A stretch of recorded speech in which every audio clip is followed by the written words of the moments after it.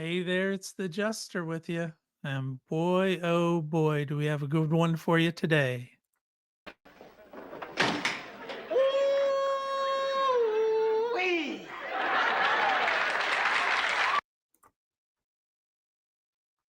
Episode 3 of our expose regarding Zed Corporation, the very popular internet commerce company.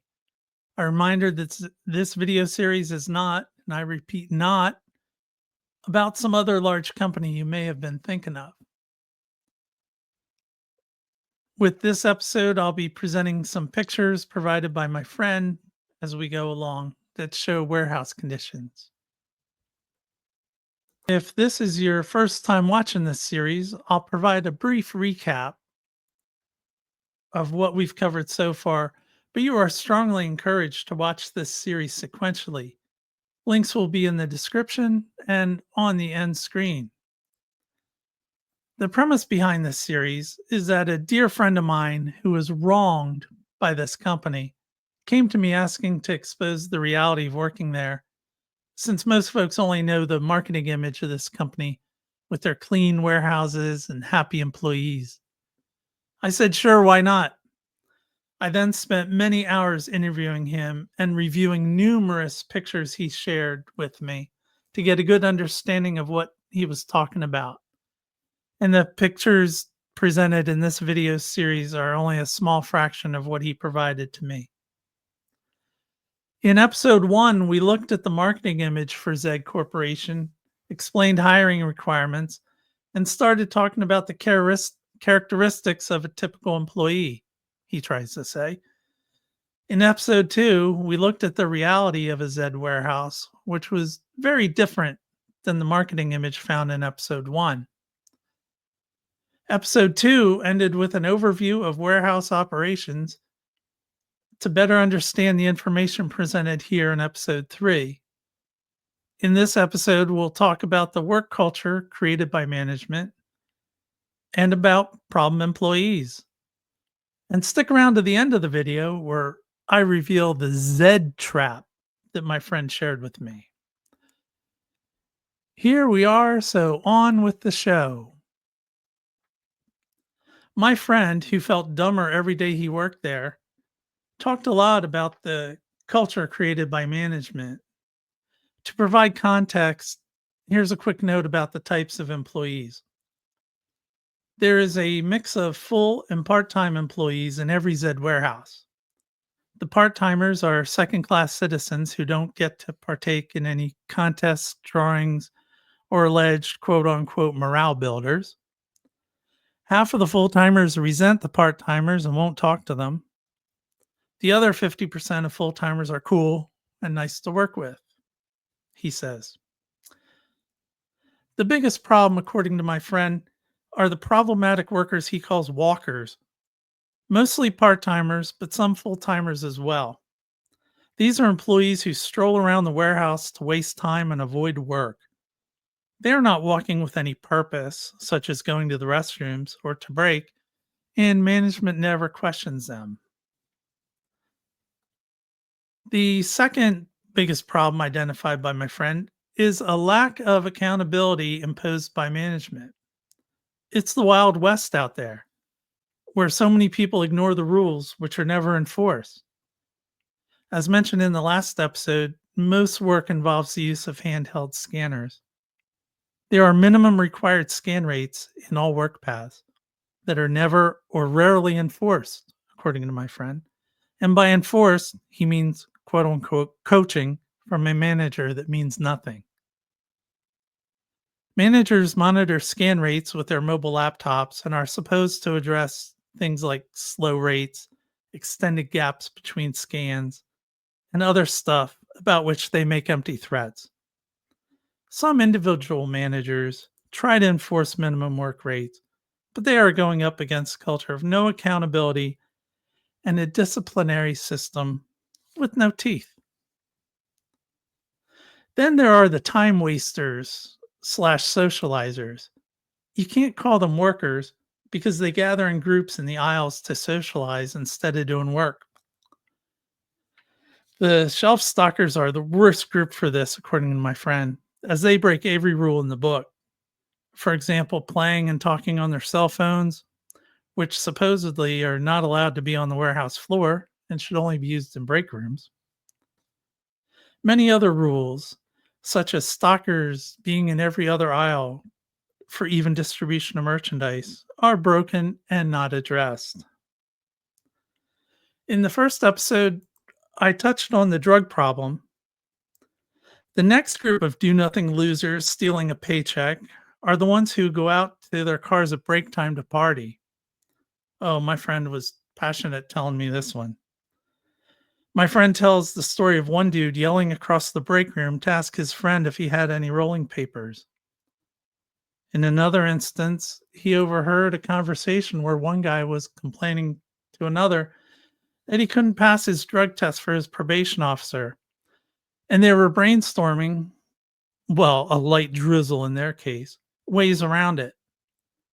Then there's the full timer who has had an ankle monitor on for at least 3 or more years now. I wonder what they did. Yet another problematic group are the complainers. At the beginning of a shift, job paths or tasks are on an electronic assignment board. This helps managers plan for that day's package deadlines. Time and again, my friend has seen whiners complain to managers about their assigned task, whether it be stocking, picking, packing, or whatever. And the managers have given in. What they should be saying is tough crap, leave if you don't like it. But no, a large percentage of the managers, especially the youngest ones, want to be an employee's friend instead of their boss. And in some cases, if they do try and say no, the employee raises hell with impunity instead of being written up for disrespect. I personally can't imagine working in this environment. Not at all. Another major problem is those not following procedures. There are procedures for everything, from keeping heavy items on the top level of the pick carts so that the packers don't have to bend down to lift heavy stuff outside of their power zone, which is between the knees and shoulders.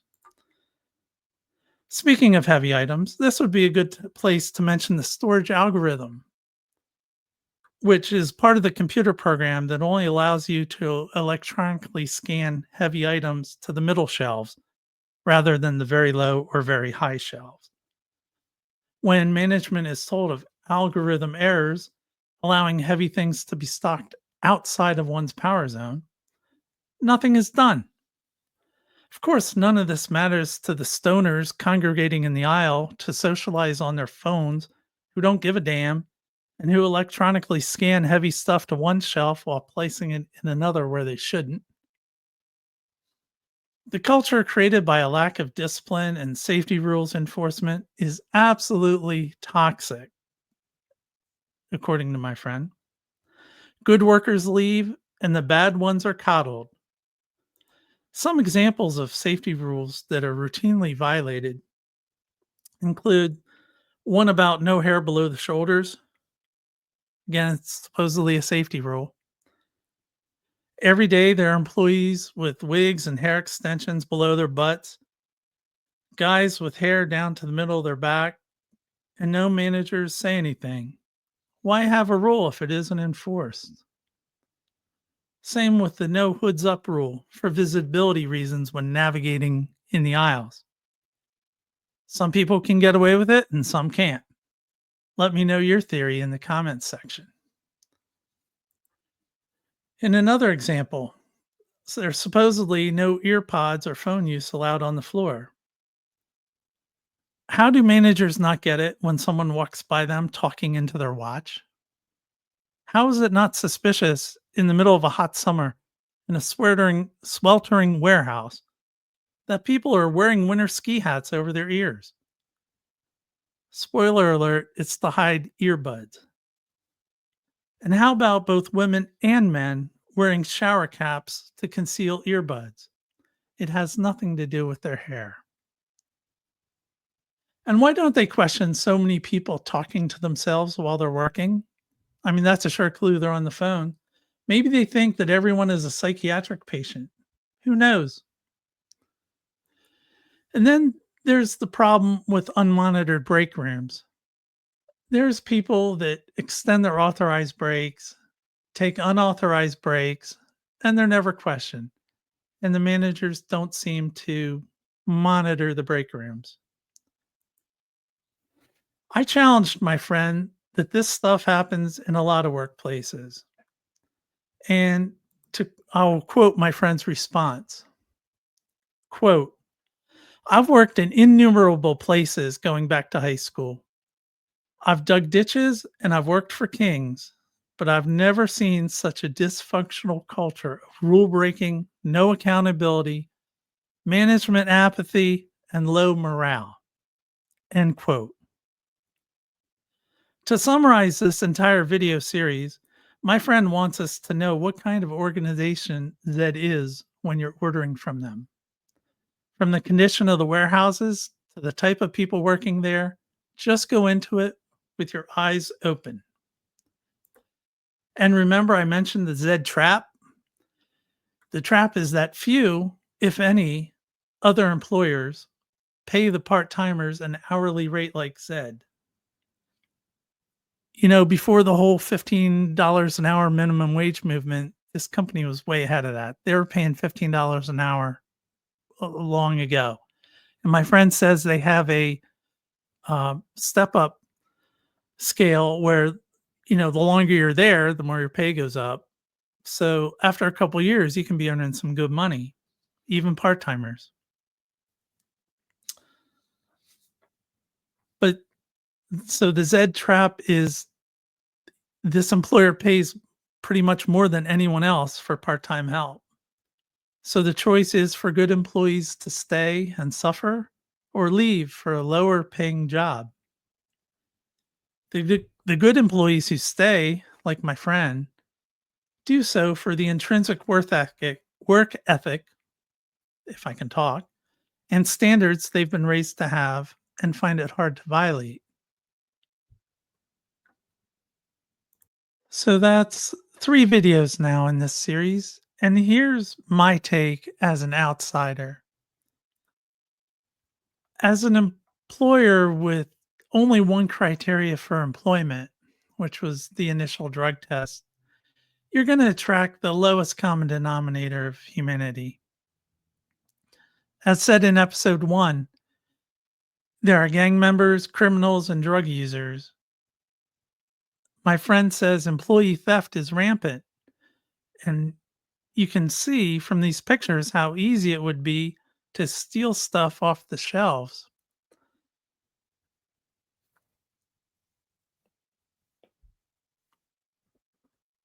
Seems to me you'd maybe want to do random drug testing throughout the year, or maybe add a background check up front. You know how most job applications have a section that asks if you've ever been convicted of a felony? Zed's application did not have this, according to my friend when he applied.